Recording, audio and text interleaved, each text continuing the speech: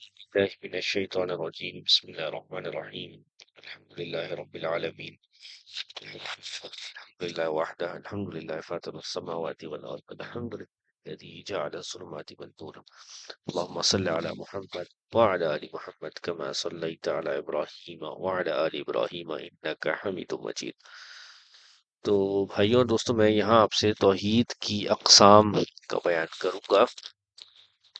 دیکھیے، بنیادی طور پہ توحید کے دو ارکان ہوتے ہیں، ٹھیک ہے۔ اگر ہم اس کو اردو میں اور آسان لفظوں میں اس کو بتانے کی کوشش کروں تو اس میں ایک قسم لا الہ کی ہے اور دوسری الا اللہ کی ہے، یعنی ایک قسم نفی کی ہے اور دوسری اس بات کی ہے۔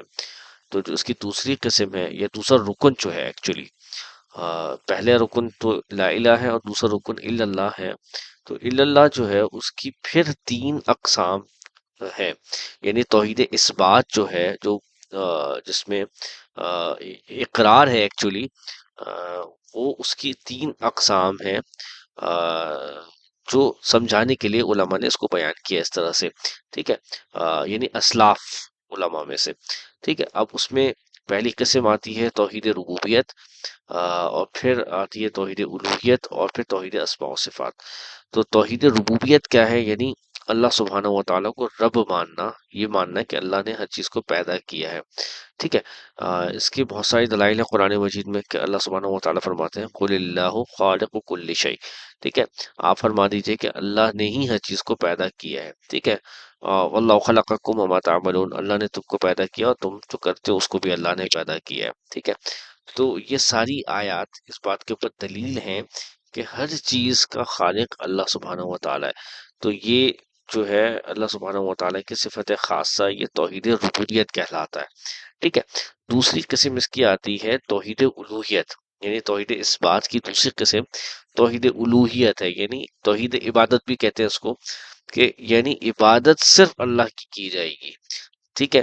یعنی جس طرح یہ ماننا ہے کہ اللہ سبحانہ و تعالیٰ ہی رب ہے، اللہ کے علاوہ کوئی رب نہیں ہے، ٹھیک ہے۔ یہ توحید ربوبیت ہے۔ اس کے بعد دوسری قسم ہے توحید الوہیت، وہ یہ ہے کہ جب ہم نے یہ مان لیا کہ اللہ ہی رب ہے تو پھر عبادت بھی صرف اللہ کی جائے، یہ توحید الوہیت ہے، ٹھیک ہے۔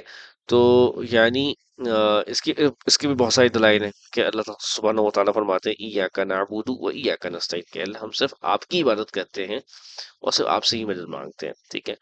فَاعْبُدِ اللَّهَ مُخْلِصًا لَهُ الدِّينَ، خالصتاً اللہ سبحانہ و تعالیٰ کی عبادت کرو۔ یہ سارے دلائل قرآن مجید کے اندر آپ کو مل جائیں گے، ٹھیک ہے۔ یہ توحید کی دوسری قسم ہے کہ یعنی عبادت بھی صرف اللہ سبحانہ و تعالیٰ کی جائے، تو اس کو توحید الوہیت کہا جاتا ہے، ٹھیک ہے۔ اس کے علاوہ پھر توحید کی تیسری قسم یعنی توحید اثبات جو ہے، توحید کا جو دوسرا رکن ہے، اس کی تیسری قسم کیا ہے؟ کہ اللہ سبحانہ و تعالیٰ کا کوئی مثل نہیں ہے، کوئی اس کی طرح نہیں ہے، کوئی جو اس کے نام ہے، وہ نام جو اس میں جو صفات بیان ہوئی ہیں وہ صرف اسی کی صفات ہیں، اس کے علاوہ وہ کسی اور کی صفات نہیں ہیں، ٹھیک ہے۔ اور اس کی دلیل، اس کو توحید اسماء و صفات کہا جاتا ہے۔ اسماء مینس نیمز اینڈ صفات، یعنی نیمز کے اندر جو صفات بیان ہوئی ہیں اسے اسماء و صفات بھی کہا جاتا ہے، اور صفات اور اسماء صفات بھی کہا جاتا ہے، وہ اسماء جو صفات والے ہیں، ٹھیک ہے۔ تو اس کی دلیل ہے لیس کمثلہ شیء، کہ اللہ کی طرح کوئی چیز نہیں ہے۔ اور ایک اور آیت ہے فلا تضربوا للہ الامثال، کہ اللہ کے لیے مثالیں بیان نہ کرو، جیسے بعض لوگ اللہ سبحانہ و تعالیٰ کے لیے بہت طرح کی مثالیں بیان کرتے ہیں۔ حل تعلم له سمیہ، کہ کیا تم کو اس کا ہم نام جانتے ہو؟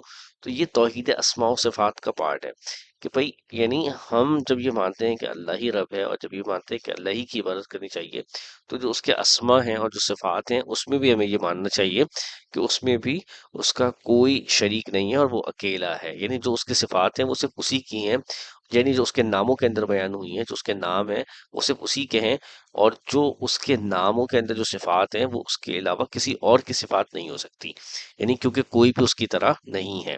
تو یہ توحید اس بات کی تین قسمیں ہیں، ٹھیک ہے۔ یہ بنیادی طور پہ یہ علماء نے سمجھانے کے لیے خاص کیا، ورنہ یہ ساری دلائل قرآن سنت کے اندر موجود ہیں، اور میں نے آپ کے سامنے، آپ اپنی اسکرین پہ دیکھ بھی سکتے ہیں کہ اس کے دلائل کتاب و سنت کے اندر بالکل واضح طور پر آپ کو مل جائیں گے، ٹھیک ہے۔ جزاک اللہ۔